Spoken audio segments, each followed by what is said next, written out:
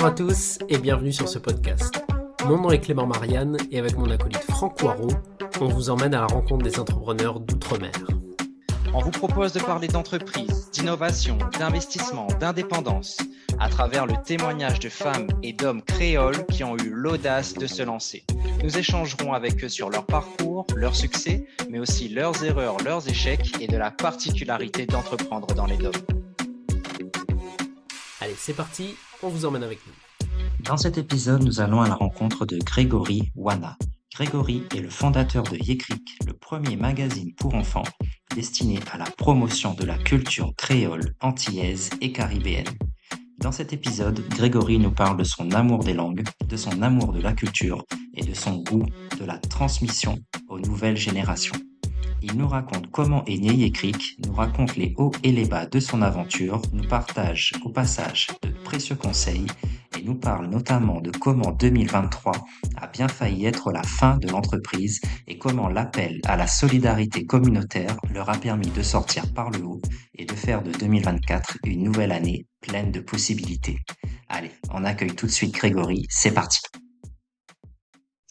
Bonjour à tous et bienvenue dans ce nouvel épisode. Alors, premier épisode de la saison numéro 3. Franchement, j'ai du mal à croire qu'on en est déjà à notre 3e saison. Ça fait déjà 2 ans là qu'on vous régale chaque mois avec des portraits entrepreneureux de La Réunion, de Martinique, de Guadeloupe, bref, des Outre-mer et qui nous partagent leur histoire, leurs succès, leurs échecs, leur apprentissage. Aujourd'hui, on ouvre la saison avec un entrepreneur. Ça fait un moment qu'on voulait l'accueillir, donc on est très content de commencer la saison avec lui. On a le grand plaisir d'accueillir Grégory Wana. Grégory, comment vas-tu? Ça va très bien, Franck. Ça va. Salut Clément, salut Franck. Merci de m'accueillir chez vous, on va dire. On peut dire ça comme ça. Ouais. Ça va bien, ouais.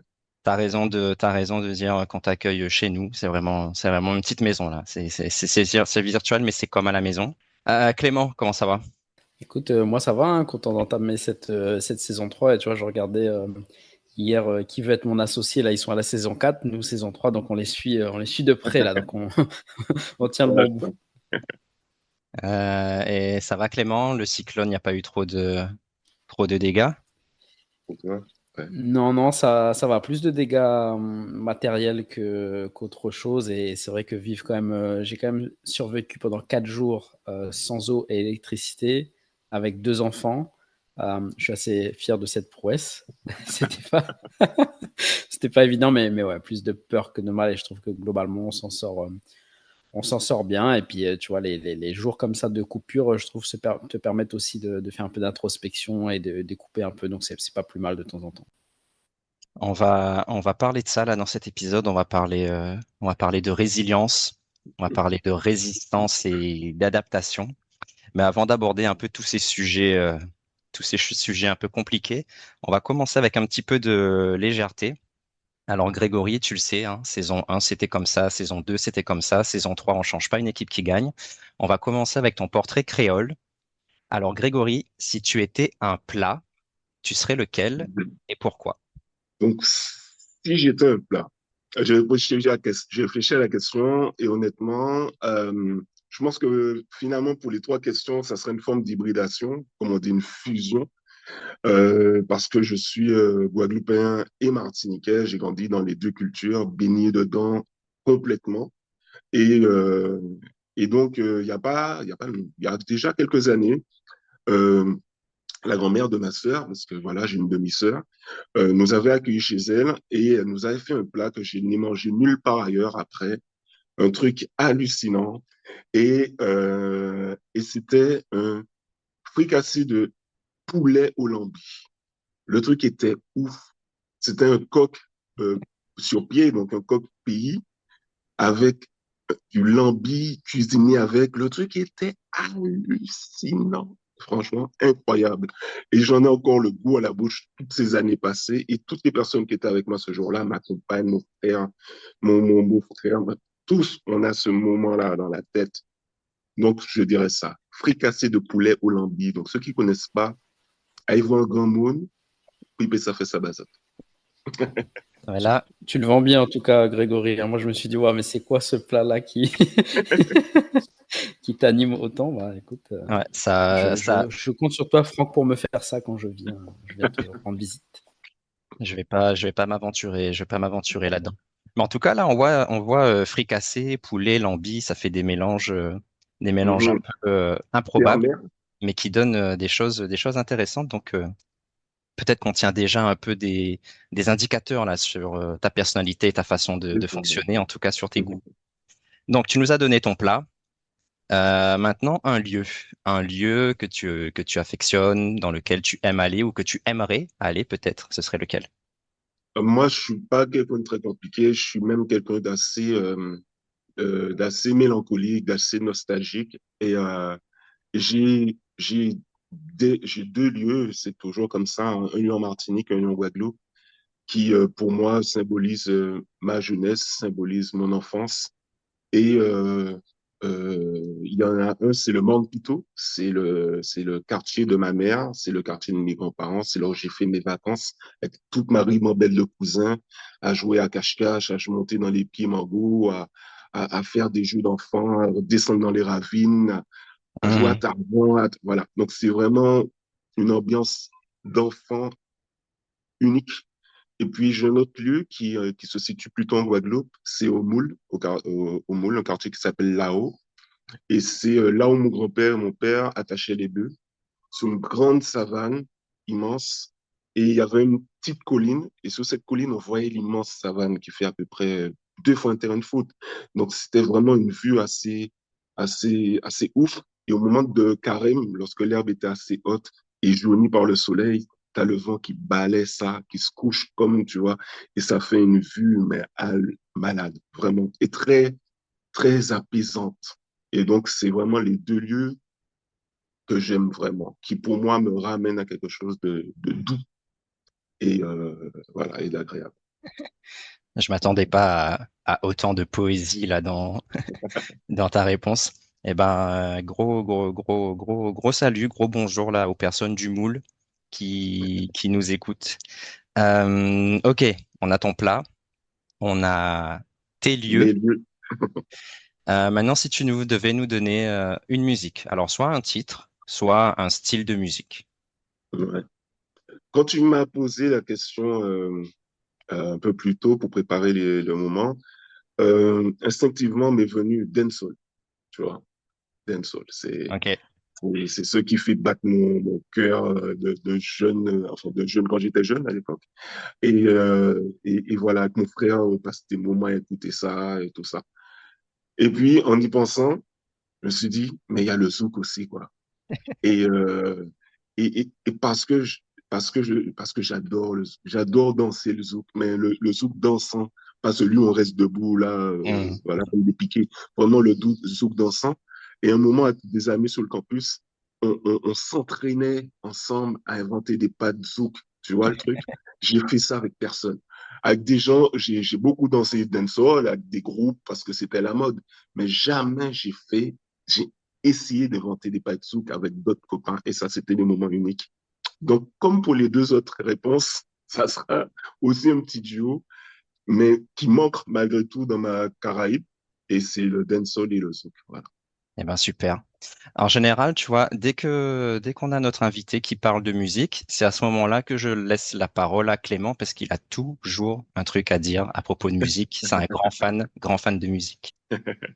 Et grand fan de dancehall et surtout que ça a pas été cité jusqu'à maintenant, mais effectivement, dancehall et zouk, entre les deux, mon cœur balance. Ouais, je vois bien de quoi tu parles. Bah, écoute, merci en tout cas pour cette intro, Grégory, et cette pêche-là que tu nous donnes déjà avec toute ton énergie.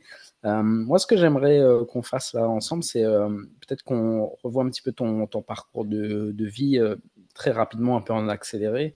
Pourquoi? Parce que nous, ce qu'on pense avec Franck, c'est que tu vois, tu deviens jamais entrepreneur complètement par hasard, et c'est surtout, tu vois, le fruit de tout un parcours qui t'amène là. Et nous, ce qu'on aime bien faire dans ce podcast, c'est décrypter un peu ce parcours avant de rentrer vraiment dans le détail de ton projet. Évidemment, on va y venir. Mais voilà, est-ce que tu peux commencer déjà par te présenter rapidement et nous donner les grandes lignes de ton parcours qui t'ont amené jusqu'à ce projet entrepreneurial.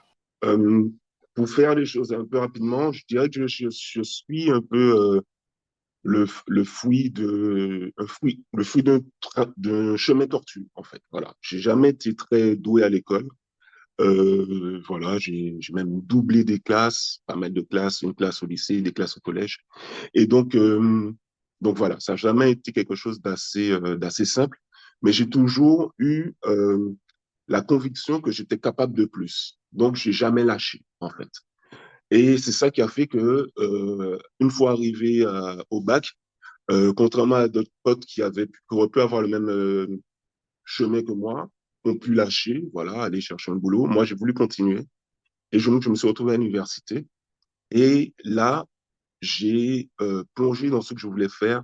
Après une tentative en DUT logistique où je me suis clairement rendu compte que c'était pas pour moi, je me suis plongé à fond dans l'histoire et la géographie. Et la connaissance des sociétés, la connaissance, comprendre pourquoi une société fonctionnait de telle manière. Et ça m'a complètement passionné, en fait. Et ça a réveillé pour moi un intérêt qui était déjà en moi, mais on va dire endormi, pour ma société. Et je veux dire même mes sociétés, guadeloupéennes et martiniquaises. Et, euh, et dans mes réflexions, eh bien, la question de la langue, notamment la langue créole, les langues créoles guadeloupéennes martiniquaises, ont été, on va dire, la porte par laquelle je suis rentré, à comprendre comment faire pour que ces langues-là ne meurent pas dans un monde complètement francophone, où tout est francophone autour. Et comment faire pour ancrer ces langues-là de manière un peu plus assumée dans nos sociétés et que ça ne soit pas juste mis de côté pour des moments juste de fête et de déconnade entre copains. Comment faire? Et ça a été compliqué. Et aussi trouver l'aspect positif d'avoir deux langues dans une société. Même si ce sont deux langues, on va dire, plus ou moins proches, parce qu'on peut, voilà, il y a des emprunts du français pour le créole. Quel est l'apport psychologique pour l'humain d'avoir deux langues dans sa société? Donc, toutes ces questions-là ont réveillé en moi cet intérêt pour la société. Mais c'était que des intérêts. Il y a eu des projets qui sont nés de tout ça, des projets associatifs, des projets entre copains, mais c'était, voilà, de l'intérêt, des projets, des concepts. Et ensuite, je suis parti en France finir mes études, et dans la culture notamment, et, euh, et là, j'ai commencé à chercher du boulot. Mais j'étais pas chez moi, j'étais là-bas, quoi. Et il fallait que un moment, je puisse revenir. Et je crois qu'on a tous ça, hein, je pense, les Iliens, ce caractère, lorsqu'on est motivé, lorsqu'on a pas mal réfléchi, on est parfois atteint du syndrome de Superman. Avoir l'impression que chez nous, les choses ne se font pas comme ils devraient se faire, qu'il n'y a pas ni conscience et que l'eau qui est virée ou qui est montrée où ça. Tu vois, je crois qu'on a tous un peu ce syndrome-là de croire que le pays nous attend. Et donc, depuis là-bas, je réfléchissais, ouais, qu'est-ce qu'on peut faire, qu'est-ce qu'on peut faire, qu'est-ce qu'on peut faire. Il faut qu'on fasse, il faut qu'on fasse, il faut qu'on fasse. Mais chaque fois que j'écrivais un projet sur le papier, ma compagne, qui n'est pas ilienne, qui est française, entre guillemets, on se comprend, euh, mais détruisait un peu le truc. Hein. Elle me disait clairement, mais ça existe. J'ai vu ça dernièrement. Nanana. Ah bon? Et puis, mais ça, t'es sûr que tu vas pouvoir le pousser comme tu veux le pousser parce que ça implique ça. Ah ouais. Et à chaque fois, je réalisais en fait que mes projets, mes concepts n'étaient pas si révolutionnaires que ça, que parfois ça nécessitait un apport financier genre Amazon, quoi, et qu'il fallait être aussi crédible, tu vois. Et finalement, ben, la naissance de ma fille, ma première fille, j'en ai trois, a, a mis l'accent sur une problématique simple, la transmission de la culture aux enfants. Et là, je me suis posé la question, qu'est-ce qu'il en est pour mes enfants? Enfin, ma part de la culture. Voilà. Ma compagne, de son côté, je veux dire, des outils ludiques et pédagogiques, genre Poppy ou Pomme d'Api ou Okapi et tout ça, tout ce qui se finit en pi, il y en a des masses, voilà. Mais pour la culture caribéenne, antillaise, caribéenne, ben, il y a très peu. Et les tentatives sont souvent des traductions de contenu français, de contes français, européens, en créole. Pas Mhm. toujours réussi, ou lorsque c'est réussi, pas facile à appréhender. Donc, là, on commence à catcher. Et on se dit, il y a un truc à faire. Il faut trouver l'angle, il faut comprendre les blocages, et il faut créer quelque chose. Donc, ça a commencé à cogiter en 2017, en 2015, pardon, non, 2016 plus précisément, un an après sa naissance. Et jusqu'à 2018, où j'ai jeté une première version, mais je n'avais pas les épaules, très clairement. Je n'avais pas encore les épaules pour ça. Je croyais que, mais comme on dit chez moi, j'ai biguidi, quoi. J'ai fait 2 pas en arrière. Et, euh, et c'est le confinement, la fin de mon contrat professionnel, donc être face à l'adversité, quoi. J'ai plus de contrat pro, le confinement est là, donc je peux pas aller chercher un nouveau boulot. Et j'ai ce projet en tête depuis 3 4 ans. Et là, ma compagne encore, merci à elle, qui me pousse et me dit, tu as ça en tête depuis un moment. Celui-là, je pense qu'il peut vraiment déboîter. Lance-toi, quoi. Et là, c'est parti. Et en plus, on était en plein dans les mouvements sociaux, les chutes des statuts, la question de l'omniprésence de Cher dans les sociétés antillaises, Mhm. toutes ces questions-là identitaires. Et, euh, et donc, c'était le moment. Donc, en 6 mois, on a lancé le premier numéro de Yécric, qui est donc un magazine pour enfants dédié à la culture caribéenne. Voilà. Et ce premier numéro a nourri le deuxième, qui a nourri le troisième, qui a nourri le quatrième. On a vraiment été dans l'effectuation constante jusqu'à trouver une stabilité et vraiment structurer l'entreprise. Voilà. Pour les personnes qui nous écoutent et qui ne connaissent pas Yécric, est-ce que tu peux nous décrire un petit peu ce qu'on peut y retrouver? Toi, tu vois, qu'est-ce que tu y as mis pour justement retrouver ce côté identitaire fort? Tu vois, qu'est-ce qui pour toi fait la différence entre ce qui existait auparavant et pourquoi finalement on irait, tu vois, commander un magazine Yécric plutôt qu'un autre? La, la, la première raison, c'est que aujourd'hui, on est les seuls à proposer un périodique. C'est-à-dire, on est les seuls à proposer une régularité tous les mois dans ta boîte aux lettres. Aujourd'hui, il existe des ouvrages sur la culture caribéenne, en créole ou pas. Euh, mais voilà, ce ne sont pas des périodiques. Il n'y a pas de renouvellement. L'ouvrage que tu vas trouver là il y a 3 ans, tu vas le retrouver 3 ans plus tard. Et donc, lorsque tu es un parent et que tu as déjà fait découvrir cet ouvrage-là il y a déjà un moment, ben, forcément, si tu as volonté de soit d'ancrer ton enfant dans sa réalité environnementale et culturelle, ou soit même nourrir sa littérature, tout simplement, donner ton envie de lire, ton enfant l'envie de lire, et ben, au bout d'un moment, tu as tourné en rond et tu vas être obligé de te tourner mat sur ce qui a le plus, sur la masse. Voilà, sur les outils de masse. Et les outils de masse sont les outils franco-francophones qui parlent que français et qui ne parlent que de l'Europe, que de la France. Donc, euh, nous, on propose l'alternative. Dire, chez nous, on parle français, on parle créole, on parle de notre réalité géographique, on parle de nos réalités culturelles. Et voilà. Donc, c'est déjà ça la première chose. Et puis la deuxième chose, pour parler un peu en détail de Yécric, c'est 2 magazines en vérité. C'est un magazine qui s'appelle Tout Petit, donc pour les petits, les maternelles, 3 à 6 ans, et un autre qui s'appelle Débouilla, donc c'est pour les plus grands, les 6 7 ans, 7, on va dire 7 11 ans, 7 11 ans. Voilà à peu près.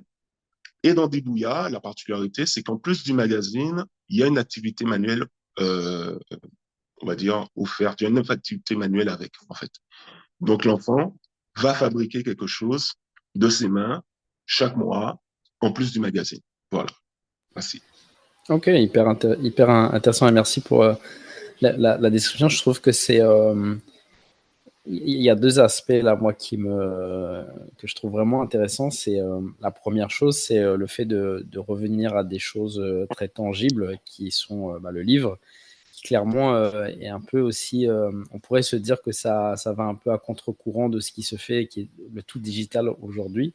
Alors que je pense que, à titre personnel, je pense qu'on a besoin de revenir à ça parce que on est dans des sociétés très digitales et c'est très bien. Et moi, je suis technophile, tu l'as compris, et j'adore la technologie. Mais c'est vrai que quand je vois mes propres enfants en train de lire un livre et avoir ce côté tangible des choses, je vois que ça leur apporte énormément de choses. Et la deuxième élément, c'est le côté centré sur la culture. Et tu vois, dans ce que tu disais, il y a un truc qui m'a interpellé. Moi, j'ai ce souvenir d'être allé à l'école et de n'avoir jamais vu de l'histoire de la Réunion. Et je me rappelle, on avait un tout petit livre de quelques pages qu'on voyait en fin d'année quand tout le monde, tu sais, quand c'était les vacances, et on se disait, bon, bah, si on a le temps, on verra ça. Et je trouve que, en fait, les initiatives comme la tienne contribuent aussi à la réappropriation de notre histoire, de notre culture, et ça commence très tôt, donc hyper intéressant. Moi, j'avais peut-être encore une petite question, et après je laisserai la parole à Franck, parce que les auditeurs commencent à savoir que je suis très bavard, mais si on parle un peu de business, sur la partie business, il y a quelque chose aussi qui est intéressant, c'est que ton business model, c'est un business qui est répétable. Du coup, c'est un abonnement. Et je trouve que c'est hyper malin de le faire parce que bien souvent, tu vois, le Graal, c'est un peu la projection sur les revenus, ce qu'on appelle dans le milieu startup le MRR, le revenu récurrent mensuel. Qu'est-ce qui a fait que toi, tu es parti plutôt sur ce business model-là de l'abonnement? Et est-ce que tu peux nous partager quelques chiffres voilà, sur lesquels tu es à l'aise de partager pour qu'on touche un peu du doigt aussi cette activité? Qu'est-ce que ça te permet de faire? Est-ce que tu as envie? Combien vous êtes aussi dans la société? Tu vois, toucher un peu le business en lui-même derrière ça, quoi. Euh, Aujourd'hui, pourquoi on a choisi l'abonnement? La raison était assez simple et assez rapide. Euh, il n'était pas question pour nous de nous fatiguer à convaincre les librairies, les, euh, les grandes surfaces de bien vouloir nous accorder une place dans leur kiosque. Ça, c'était la première chose. Déjà, nous fatiguer secondement de savoir où ils allaient nous positionner dans leur kiosque. Ça, c'était la deuxième chose. Et aussi, euh, prier, entre guillemets, que ça se vende. Ne pas avoir ça dans nos mains, ne pas maîtriser la vente clairement. Mettre ça dans la main de quelqu'un qui peut-être va cacher tes trucs au fond parce qu'il a son copain qui... Non, on voulait maîtriser, être sûr des commandes. Et en plus, on croyait en ça. Il y a nos principaux concurrents, c'est PandaCraft, qui sont énormes, qui font de la hyper qualitatif et qui fonctionnent de cette manière-là. Et ça fonctionne bien. Et donc, on s'est dit, on va aller sur ce modèle-là, ça a l'air de fonctionner, ça nous retire des épines du pied sur d'autres aspects, donc on y va. Donc, c'est vraiment ça qui a fait qu'on a été sur l'abonnement. Après, dès les premiers temps, on s'est rendu compte qu'on plafonnait autour de 500 abonnés et que c'était pas possible, on pouvait pas vivre avec 500 abonnés. On a été un peu surpris au départ parce qu'on était convaincus que la diaspora en France et ailleurs allait sauter un peu sur le produit. Et ça n'a pas été le cas. Il y a eu beaucoup de Martiniquais, de Guadeloupéens, mais pas beaucoup d'Antillais vivant en France. Et donc, on a dû repenser un peu le business. Et là, on s'est calqué sur un autre gros concurrent qui s'appelle l'École des loisirs et qui lui propose aux établissements scolaires un partenariat où les, les écoles distribuent leurs formulaires d'inscription au sein des classes et en contrepartie, l'école des loisirs offre des ouvrages à l'établissement. Voilà, tous les mois. Et nous, on s'est dit, on va faire la même chose. Donc, on a été voir les écoles de Martinique au départ, 6 écoles au départ, la première année, 5 ont dit OK. Et donc, on a eu on a eu 50 abonnés écoles qui recevaient dans les classes tous les mois et l'école, elle recevait en contrepartie 2 ou 3 magazines qu'elle pouvait exploiter en classe. L'année d'après, on a été voir encore plus d'écoles en Martinique et en Guadeloupe. L'année suivante, encore plus d'écoles et ainsi de suite. Et ça a été vraiment la manne d'abonnés. Les écoles nous ont amené la masse d'abonnements. Et ça a été ça, en fait, clairement. Pardon, excuse-moi, je veux juste être sûr d'avoir bien compris ce que tu viens d'expliquer. Donc, Ouais. ce que tu dis, c'est que vous êtes allé voir les écoles, vous leur avez proposé, en gros, d'avoir des ouvrages gratuits en échange de distribuer vos formulaires d'inscription Voilà. aux enfants et aux parents, j'imagine, c'est ça? Voilà, aux enfants, donc aux parents. Voilà. Ok, donc, ok, c'est hyper intéressant. Ça veut dire qu'en fait, les enfants découvrent le produit en classe. Du Exactement. coup, ils en parlent peut-être à leurs parents et disent, bah, ok, moi, j'aimerais bien en avoir un tous les mois parce que je vois que c'est intéressant, etc. Et Exactement. finalement, c'est les parents qui finissent par acheter. Et en fait, parce que quand tu as commencé à expliquer le modèle, je me suis dit, tiens, ils sont partis sur les écoles, mais comment ils ont fait? Ils ont fait un business avec le rectorat. Et je m'imaginais déjà la galère du truc. Et là, en fait, c'est pas ça. C'est de dire, OK, on va juste se mettre d'accord sur le fait de déposer des ouvrages et de les utiliser en classe. Donc, ça veut dire que déjà, c'est intéressant pour tout le monde. Et ensuite, si les gens, ça les intéresse, et ben derrière, ils ont cette facilité, on va dire, d'aller s'abonner. Ok, Voilà. c'est hyper intéressant. Et en plus, je trouve que ça donne aussi des pistes, tu vois, de choses très concrètes qu'on peut faire, tu vois, en dehors du digital et connecter aussi avec la vraie vie, quoi. Mais par contre, tu disais que vous aviez quand même une cible aussi métropole. Euh, Comment vous avez fait ça, tu vois, sur différents territoires du coup? Donc, du coup, sur la Guadeloupe et la Martinique, comme on avait l'angle des écoles, ça a été assez simple. On a donc récupéré les adresses de chaque école, on a envoyé un colis, on a envoyé des mails, on a téléphoné, on a envoyé des colis, on a commencé à avoir des entretiens.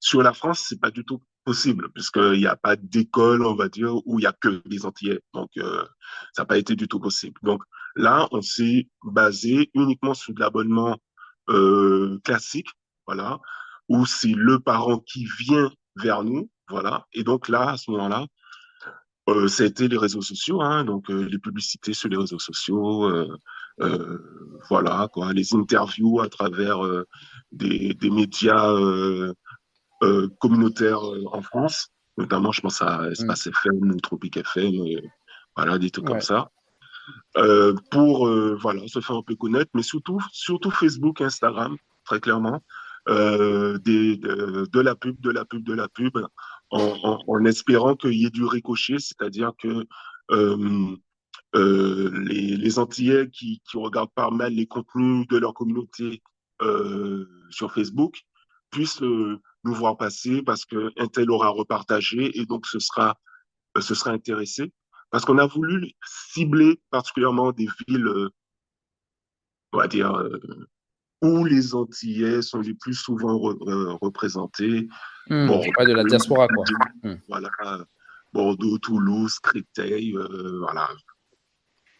Et finalement, ça n'a pas marché, quoi. On avait plein de personnes pas du tout concernées qui commentaient nos publications. Ah ouais, c'est cool, ça fait connaître les îles. Non, ben non, c'est pas toi que je cible, quoi. Donc, du coup, ça n'a pas marché. Donc, du coup, ça n'a pas marché et on s'est dit, on perd notre argent, on perd notre temps là-dessus. Il faut qu'on gère autrement.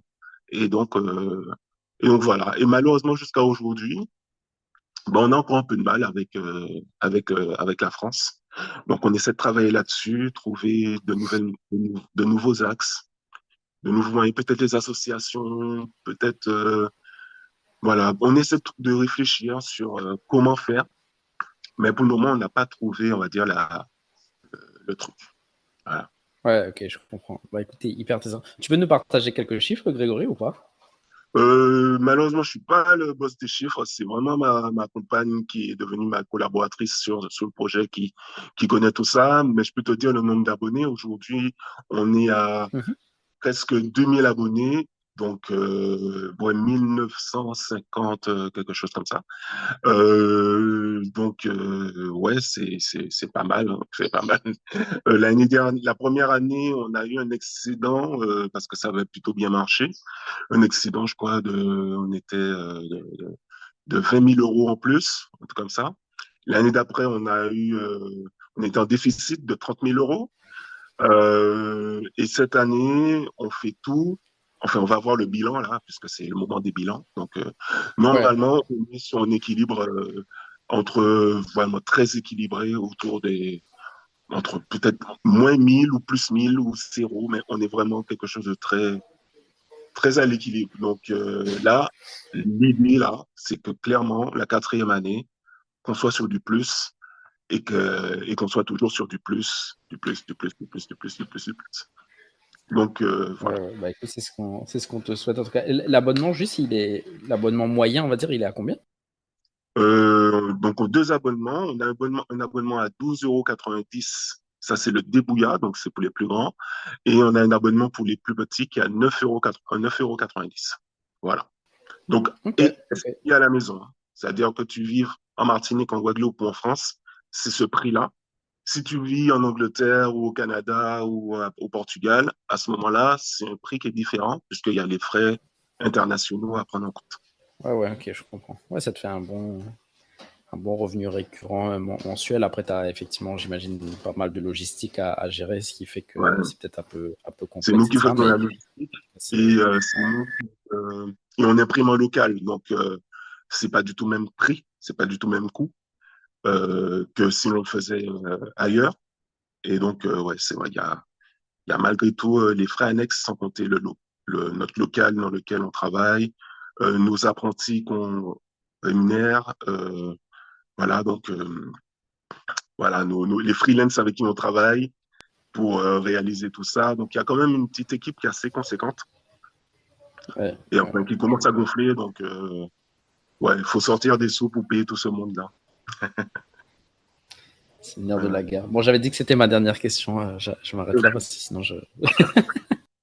Ah bah, merci, je me demandais quand est-ce que j'allais pouvoir intervenir dans cet épisode. Moi, je voudrais juste dire, ouais, je suis content d'avoir un peu les coulisses de Yécric parce que bah, mon fils, il est abonné depuis, franchement, ça doit faire plus d'un an qu'il est abonné à Yécric. Et c'est vrai que pour lui, c'est comme un rendez-vous en fait. C'est-à-dire que chaque mois, il attend son magazine et je trouve que, enfin, vous avez vraiment réussi à susciter non seulement de l'intérêt, mais de l'intérêt mois après mois. C'est-à-dire, il y a par exemple cette fameuse bande dessinée là avec Zandoli, je crois. Et ben, mois après mois, il y a l'histoire qui se poursuit et ouais, à chaque fois, il a hâte en fait de voir qu'est-ce qui va se passer. Le côté géographie aussi, il aime beaucoup. À chaque fois, des petites descriptions sur les îles voisines de la Caraïbe, ça, il aime bien. Tu parlais de l'activité, ça aussi, c'est top. Et un truc qu'il aime bien aussi, c'est les blagues à la fin des livres. En, en créole, ça, il aime bien. Et tu vois, en intro, tu disais que toi, tu as une partie de ta famille en Martinique et une autre en Guadeloupe. Et en fait, je pense qu'il y a énormément de personnes dans ce cas. Et mon fils le premier, parce qu'il a son grand-père martiniquais, sa grand-mère guadeloupéenne. Et donc, moi, je trouve ça super que dans un seul ouvrage, il puisse avoir un peu des apports des deux cultures comme ça. Et puis, tu disais aussi, il y a déjà des choses qui existent, mais qui sont pas forcément, bon, sans porter de jugement, mais on va dire la pédagogie n'est pas la meilleure. Et moi, je trouve que la façon dont vous fonctionnez, c'est-à-dire la plupart du contenu est en français, mais il va avoir quelques mots en fait. Quelques mots et puis ils sont reconnaissables avec les codes couleurs. Ça, c'est un créole martiniquais, ça, c'est guadeloupéen. Ça, c'est vraiment top. Et puis aussi avec les rébus, jouer sur les images, tout ça. Enfin, moi, je trouve que le magazine est vraiment bien, je trouve. Je trouve Merci. il est Ça vraiment fait bien. plaisir. Mais je t'avoue, la première fois que j'ai lu le magazine, je me suis dit, un niveau de qualité comme ça, combien de temps ça va pouvoir durée, tu vois, et les nouveautés et tout. Donc, moi, la question que j'aimerais te poser, c'est ça, c'est comment vous faites mois après mois pour continuer de délivrer du contenu de qualité?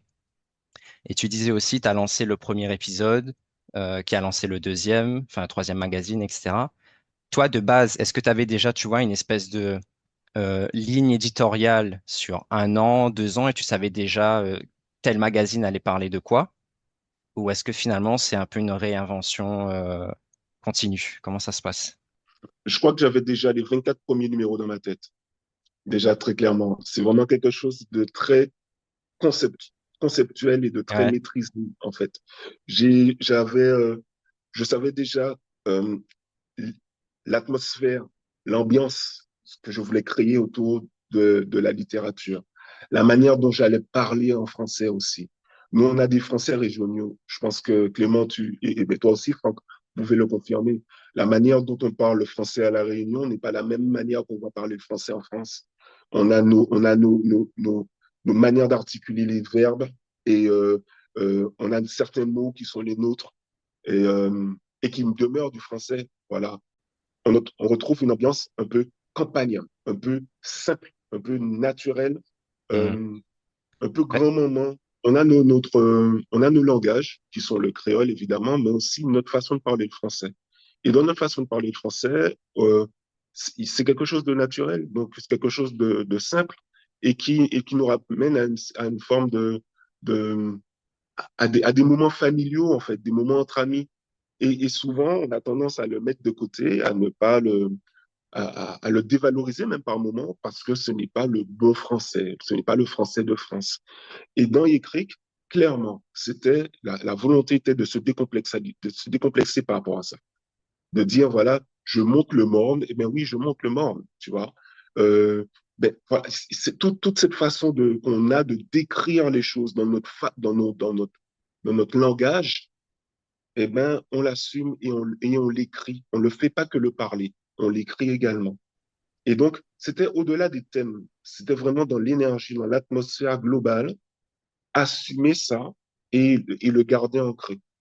Après, sur le renouvellement, la chance qu'on a, c'est que j'ai une directrice artistique qui est en freelance, qui, ben, il n'y a pas longtemps, elle m'a rappelé, elle m'a dit, écoute, ton numéro là, il est léger, hein. Je dis, ah bon? Il me fait, bah ouais, moi je sais pas quoi dessiner, c'est léger là, faut plus, il faut plus, il faut que ça soit plus dense, tu vois? Et donc, du coup, j'ai dû repartir au charbon pour densifier ça.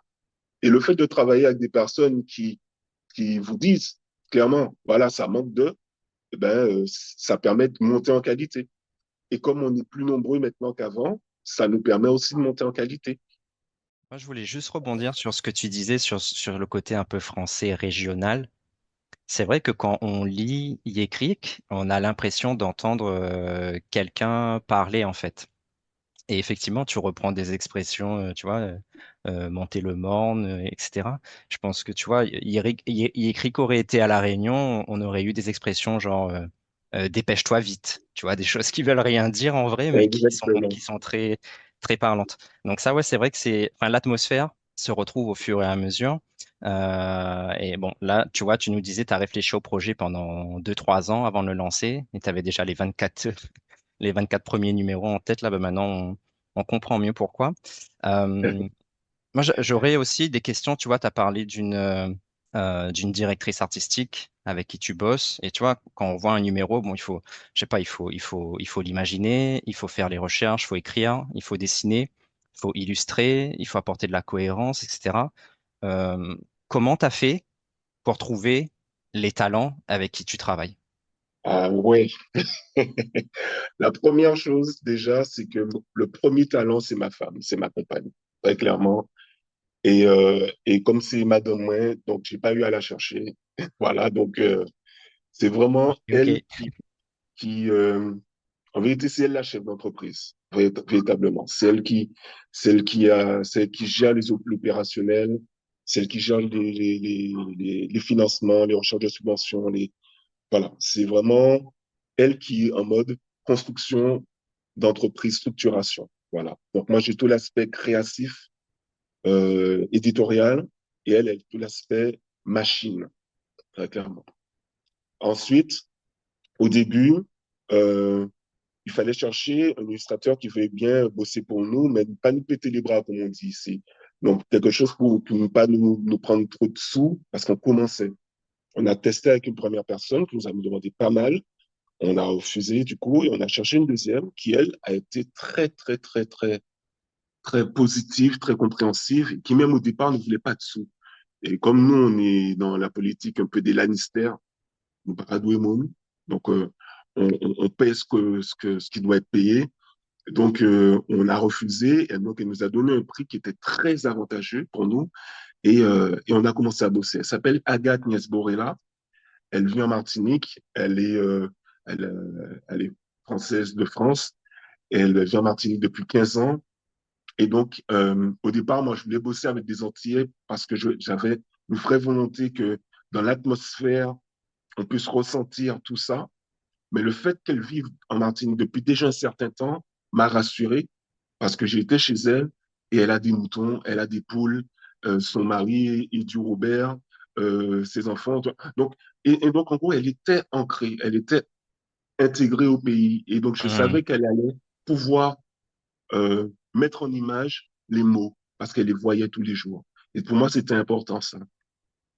Et après, pour le créole, eh ben, j'ai eu la chance de suivre Kofi, qui est un influenceur culturel très connu en Martinique, en Oui. Guadeloupe, Mhm. sur la langue créole, dès ses débuts. Et, euh, et dans mon ancien boulot, j'ai eu l'opportunité de travailler avec lui. Et là, bah, j'ai gardé le contact. Et lorsque j'ai lancé Yécric, coup de fil, il a dit OK, Banco. Et depuis ce jour, c'est lui notre créoliste. Donc, c'est lui qui passe derrière moi pour Ok. corriger à chaque fois le créole, le réadapter, me faire d'autres propositions lorsque c'est un peu bancal. Et, euh, et voilà. Donc, euh, donc ça, c'était vraiment les trois personnes du départ.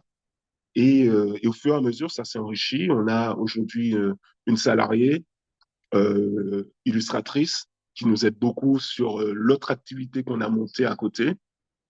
Et on a des apprentis qui sont au lycée Victor Anissé en licence professionnelle donc d'illustration et de design, qui donc effectuent leur année d'apprentissage avec nous et et qui nous apportent leur jeunesse et leur idée et tout ça sur des projets et sur qu'on est en train de créer.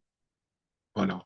Franchement, c'est hyper intéressant et on voit qu'il y a enfin, un vrai projet, je dirais même limite enfin, social derrière. Donc, c'est vraiment cool. Donc, on a vu là comment est-ce que toi, Grégory, en tant que personne, tu as été amené à vouloir travailler dans la transmission de la culture créole. Comment tu parles beaucoup d'elle, ta femme Amélie, t'a aussi beaucoup aidé dans la structuration de ce projet-là, qu'il y a des gens que tu as réussi à fédérer autour de toi. Euh, la vie d'une entreprise, c'est toujours complexe. Et là, Yes. on est là à parler voilà, de choses intéressantes, mais un peu cool, ouais, comme tu dis. Je sais que 2023, ça a été assez chaud pour vous C'est vrai. et vous en avez parlé publiquement avec beaucoup Mhm. d'authenticité. Donc, est-ce que tu peux revenir sur cette fin d'année, là, 2023, la difficulté que vous avez eue et surtout, comment l'appel à la communauté, on va dire, vous a permis bah, de dépasser ce cap-là? Euh, 2023 a été pour nous une année compliqué. Pourquoi? Parce qu'on a lancé en fin 2022, pour la deuxième, troisième saison de Yécric, on a lancé un magazine qui s'appelle Tout Petit, donc celui des petits, qui n'existait pas auparavant. Donc, c'était un investissement particulier puisque malgré le fait qu'il n'y ait pas d'activité manuelle, il coûte aussi cher à fabriquer. Mais on est obligé de le vendre moins cher parce que c'est c'est le, c'est la loi du marché, quoi. Ce genre de produit ne doit pas dépasser tel prix. Voilà, qu'il soit conçu en Martinique ou pas, il ne doit pas Mhm. dépasser tel prix parce que le marché européen est tel que même dans la Caraïbe, il impose des prix et, euh, et quelle que soit la quantité à laquelle tu fabriques, tu es obligé de t'aligner sur ces prix-là, sur des produits comme les nôtres. Voilà, on n'est pas des produits de luxe, donc on est obligé de s'aligner autour de 1 euro, 1,50 € au-dessus de ce que eux ils proposent. Et donc, ça a été une année où on a dû donc faire des économies ailleurs pour pouvoir assumer ce lancement-là. Mais pendant tout ce temps-là, nous, on était chez nous, on était dans notre salon, on poussait les meubles. Une semaine dans le mois, on poussait les meubles, on poussait le fauteuil, on poussait les trucs. On avait des cartons partout, partout, partout, partout, partout. Et à 4 heures, il fallait ranger tous les cartons parce qu'il fallait aller chercher les enfants à l'école. Et le lendemain, il fallait remettre tous les cartons pour continuer la logistique. C'était épuisant. Mhm. Et on ne pouvait pas continuer comme ça. Il fallait qu'on ait un local. Et donc, on a dû prendre un local, investissement supplémentaire. Et on s'est dit, ça va aller, puisque le nouveau magazine a tellement été bien reçu que là, l'année d'après, ça va partir, ça va péter. Donc, on va pouvoir assumer le local. On va pouvoir prendre les 2 apprentis qu'on a pris, les 3 apprentis qu'on a pris, on va pouvoir les assumer. 2 apprentis en illustration et une apprentie en communication. Super, ça va aller, il n'y a pas de problème. Et puis, la saison commence en septembre 2023. Et elle commence lentement. Mais non, c'est pas septembre. Octobre, c'est encore tout doux. C'est quand même un peu bizarre là, par contre.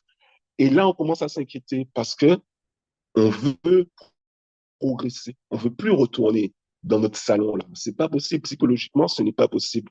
Il faut qu'on puisse conserver tout ça. Et en plus, on s'est engagé auprès de jeunes gens qui sont en études et qui comptent sur nous pour pouvoir assumer aussi leur fin d'études, voilà, Ouais. leur apprentissage. Et on s'est dit, il faut donner un coup de pied en fait dans la fourmilière. Il faut réveiller tout ça. Faut rappeler à tout le monde qu'on existe et que et qu'il ne faut pas douter de notre qualité de travail. Notre qualité de travail, on l'expose à d'autres. Voilà, on attend le jugement des autres. On est constamment dans une réflexion sur la qualité de notre travail, sur la qualité du contenu, la qualité du papier, ces choses-là. Donc, on sait qu'on fait un travail de qualité. Mais malheureusement, on on- on n'est pas dans la répétition et les gens procrastinent. Et plus les gens procrastinent, moins ils prennent le temps d'effectuer le dernier achat. Et on est dans ce cas-là, nous. Donc, il faut qu'on réveille Mhm. faut qu'on donne un coup de pied dans la fourmilière, il faut qu'on réveille les gens pour qu'ils sachent qu'on est là. Et c'est ce qu'on a fait. On a lancé cette campagne, on va dire, de promotion promotionnelle de soutien. Voilà, il n'était pas question de faire un crowdfunding. On voulait que les gens qui nous soutiennent en sachant ce qu'ils allaient recevoir, ce qu'ils payaient, qu'est-ce que leur argent payait. Voilà. À quoi leur argent allait servir, clairement. Et là, on a lancé donc cette campagne de soutien qui a été au départ vraiment bien suivie. On a eu pas mal de messages de soutien.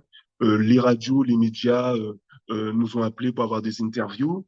Mhm. Donc, on était plutôt contents. On s'est dit, allez, on va booster, on va booster, on va booster, on va booster sur les réseaux sociaux. Et un jour, il y a RCI Martinique qui nous avait déjà pris une interview 3, 4 jours auparavant. Le boss des animateurs m'appelle et me dit, on veut faire une journée spéciale Yékrik. Et là, je comprends pas en fait. Je dis, qu'est-ce qu'il me raconte là? Une journée spéciale Yékrik, mais ça veut dire quoi? Et là, je lui dis, mais non, on nous a déjà appelé, il y a déjà un journaliste qui nous a appelé. Il m'a fait, non, non, non, c'est pas ça. On veut faire une journée RCI Yékrik. Et là, je comprends et j'hallucine. Je me dis, waouh, c'est ouf.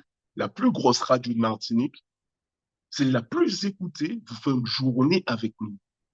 Et ça a été ça, quoi. Le mercredi, c'est un vendredi, le mercredi d'après, de 5 heures du matin à 6 heures du soir, yé, cric, yé, cric, yé, cric. C'était hallucinant. Toute la journée, tous les animateurs, tous les journalistes, c'était incroyable, incroyable. Franchement, on n'a rien payé, on n'a rien demandé à personne. C'était une volonté de leur part et on les remercie encore parce que ça nous a ouvert une fenêtre énorme et qu'on garde ouverte aujourd'hui avec notre apprenti en communication qui pousse avec des contenus un peu originaux, avec un dynamisme qu'on n'avait pas auparavant pour conserver nous garder dans l'esprit des gens et savoir qu'on est là, qu'on existe toujours, qu'on lâche pas, qu'on continue à proposer du contenu. Et ça nous permet à nous, les chefs d'entreprise, ma compagne et moi, de rester concentrés sur euh, le nerf de la guerre, c'est-à-dire le service après-vente, la logistique, euh, la distribution, parce qu'on a beaucoup de couacs en termes de distribution, des couacs avec les facteurs notamment. Par exemple, là, en ce moment, on est en plein dedans. La moitié de la livraison du mois de janvier n'est pas arrivée. Où est-elle? On ne sait pas, mais elle n'est pas arrivée. On a des personnes qui ont reçu février, mais qui n'ont toujours pas reçu janvier. Où est janvier? On ne sait pas. Et nous, si on doit réimprimer la moitié des ouvrages, ça nous fait un gros trou dans la caisse. Et on ne sait pas où c'est. Demander à la poste ne sait pas. Et ça, c'est des trucs que tu as au moins une ou deux fois l'année, tu vois. Mais ça, les gens ne le savent pas. Mais une ou deux fois l'année, on doit aller voir la poste pour dire, mais Ouais. où c'est passé? Et eux, ils ne savent pas parce que quand ils ont pris, qu'ils ont envoyé, c'est un autre centre de distribution qui s'en occupe. Et à ce moment-là, si c'est encore c'est en Martinique, t'as encore une chance. Mais si c'est parti en Guadeloupe ou en France, là, c'est même pas la peine. Faut juste attendre. Donc, tu attends combien de temps? Tu ne sais pas. Mais le client, lui, il dit, bah non, moi, j'ai payé pour le mois de janvier, j'ai pas janvier. Qu'est-ce qui se passe? Lui, il n'a pas ce recul-là et il n'a pas cette patience-là non plus. Donc, ça nous permet finalement de nous concentrer sur autre chose. On laisse la main à des personnes qui sont dédiées à ça et qui ont certainement plus de connaissances et d'expérience que nous. Et nous, on reste concentrés sur ce qu'on sait faire pour améliorer la structure. C'est hyper authentique comme message. Une question qui arrive peut-être à point nommé. Comment tu définirais, toi, le mot Yékrik? Qu'est-ce que ça veut dire pour toi? Euh, pour moi, bon, il y a déjà un sens premier. Hein. Écrit, pour ceux qui ne sauraient pas, c'est l'équivalent de Il était une fois. Voilà. Si je devais chercher un équivalent français, ça serait Il était une fois. Voilà. Sauf que l'écrit qui est utilisé par les conteurs. C'est une tradition orale par laquelle les conteurs et les conteuses commencent le conte en élan Yekrik. Et le public en face doit répondre Yekrak. Et en fait, c'est une manière de garder le public, ceux qui écoutent l'audience, en constante écoute. Ils doivent répondre quelque chose en face lorsque le conteur, elle, y cric, ou lorsqu'il dit cric, ou lorsqu'il dit yemsti cric. Toujours avoir une réponse. On appelle les répondés, voilà, les répondés. Et donc, euh, c'est une particularité. Il était une fois, ça arrive au début de l'histoire. Yékrik arrive au début, mais il arrive aussi au milieu, il arrive aussi à la fin. Il ponctue constamment l'histoire à des moments clés du récit. Et donc, c'est voilà, c'est ça. C'est un jeu entre le conteur et ceux qui écoutent. Et donc, au-delà de cette définition, on va dire, classique, Yékrik aujourd'hui, pour moi, c'est un mot qui, qui, qui définit un peu notre identité culturelle, langagière, créolophone et, oui, langagière. Donc, du fait que par la langue, on, on, on, on assoit un peuple, un peuple centre par sa langue. Et nous, on a la chance d'en avoir deux. On a le français et on a le créole. Si on oublie ça, on va être, on va être une jambiste. On va être comme un pirate avec une jambe de bois, tu vois. Donc, colosse, peut-être avec de larges épaules, un œil sous un bandeau, donc avoir l'impression qu'on fait peur à tout le monde parce qu'on a un gros sable. Mais il suffit que on nous bouscule un petit peu et on tombe, quoi. Et donc, l'idée étant qu'à travers l'écrit, ce magazine-là, on ne puisse pas oublier qu'on a deux langues et que ces deux langues nous donnent une assise unique et que on doit pouvoir en profiter et l'assumer pleinement. Dans ce que tu as dit là, il y a deux choses que je voudrais quand même souligner qui sont vraiment intéressantes. C'est l'importance en fait des médias traditionnelles, enfin dites traditionnelles qui ont été clés finalement dans votre parcours. Et je trouve que c'est typiquement une des particularités qu'on a dans l'entrepreneuriat, notamment dans les Outre-mer.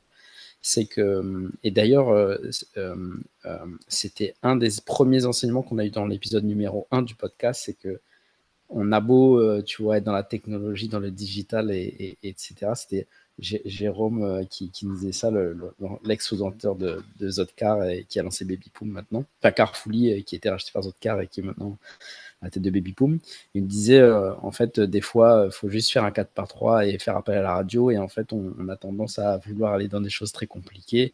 Et il faut peut-être revenir sur des bases. Donc, je trouve qu'on a un excellent exemple de ça avec ton témoignage, Grégory. On arrive à la fin de cet épisode. On a l'habitude de clôturer nos épisodes avec des questions très rapides. Donc là, la règle du jeu, Grégory, c'est de répondre de manière concise, donc en une phrase grand maximum. Alors, je te dis tout de suite, c'est très dur, mais tu vas y arriver, on a confiance en toi. Je vais te poser 3 questions. La première, c'est, jusqu'à maintenant, c'est quoi ta plus grande fierté en une phrase sur ton parcours entrepreneurial? C'est d'être devenu un entrepreneur. Je ne l'étais pas. Ce n'est pas mon âme. Je suis un concepteur, je suis un créatif, je suis un, je fais des projets, voilà. Je dessine des choses, je les écris, mais je mets pas en place. Voilà, je suis pas un entrepreneur. Clairement, c'est pas mon âme. Ce n'est pas ce que j'aime faire en plus. Voilà. Mais je le suis devenu. Je suis devenu entrepreneur par la force des choses, par l'accompagnement de ma compagne, qui elle l'est dans l'âme, euh, Amélie Berlin, qui est donc, oui, ma compagne, ma femme, ma collaboratrice, mon associée. Et je le suis devenu, voilà. Aujourd'hui, je le suis plus, je l'assume mieux. Et aussi, je vais pas dire, oui, j'ai une certaine fierté à l'être parce que j'ai compris, j'ai compris finalement que par l'entrepreneuriat, on peut avoir un impact réel sur sa société et que un entrepreneur n'est pas juste là pour gagner de la thune, quoi. Il peut, s'il le souhaite, s'il a euh, des engagements de, oui, de vie, avoir un impact sur sa société. Voilà. Et donc voilà. Voilà. Donc je suis plutôt content de ça. Merci pour cette phrase à rallonge, mais c'était Ouais, je suis intéressant. dit pratiquement faire autrement, malheureusement, désolé. Mais je te rassure, il n'y a personne qui arrive à faire en une phrase. Et les rares invités qui se plient à l'exercice et qui tiennent en une phrase, Clément, il est là, genre, c'est quoi la suite, tu vois. Donc, mais là, c'est très intéressant, tu vois, de dire que ouais, tu es devenu entrepreneur par la force des choses. Ok, ça c'était pour la question sur la fierté. Yes. Et en tout cas, moi, la sensation que ça m'a donné, c'est pas que t'es pas entrepreneur. Alors, je pense qu'en tout cas, t'es bien devenu entrepreneur. Donc, effectivement, tu peux être fier de ça et merci de le partager avec nous. La deuxième question, c'est, si tu devais recommencer de zéro, qu'est-ce que toi, tu ferais différemment? S'il y a une chose que tu ferais différemment, c'est quoi? Wow. J'aurais peut-être commencé, non, j'allais dire, j'aurais commencé par Tout Petit, qui est le magazine des petits, qui est un magazine qui est beaucoup plus addictif.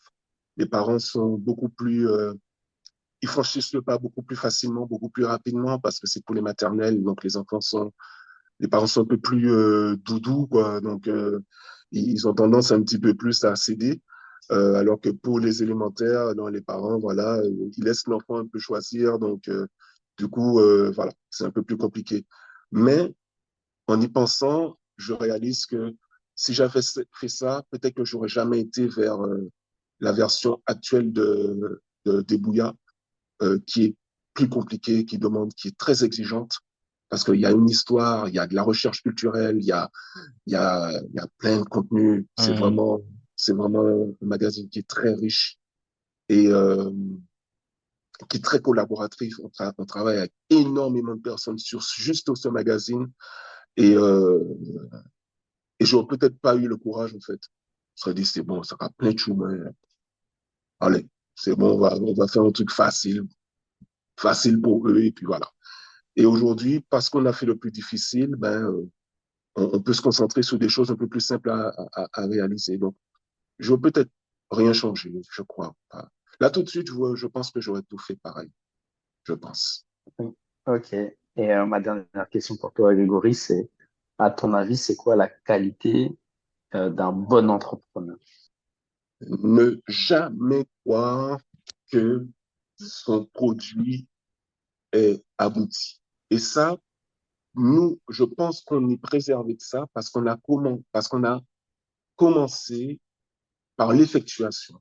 On s'est lancé et en se lançant, eh ben, on a construit la voiture, quoi.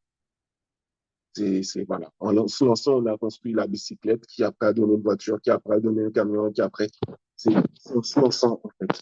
Et parce qu'on savait que on ne pouvait que s'améliorer, cette mentalité-là, cette culture-là est devenue la culture de l'entreprise. On ne peut que s'améliorer parce qu'on a commencé comme ça. On a commencé avec un magazine qui était vraiment de base. Mais il y avait tellement rien que même le magazine de base a été accueilli comme quelque chose de super wow, quoi. Tellement il n'y avait pas grand-chose, tu vois. Mais on savait qu'on pouvait beaucoup mieux. Et aujourd'hui, le magazine qu'on a, je te jure, c'est comparativement au premier qui est sorti il y a 3 ans, c'est un truc de ouf. Hein. C'est un truc de ouf. Il n'a rien à voir.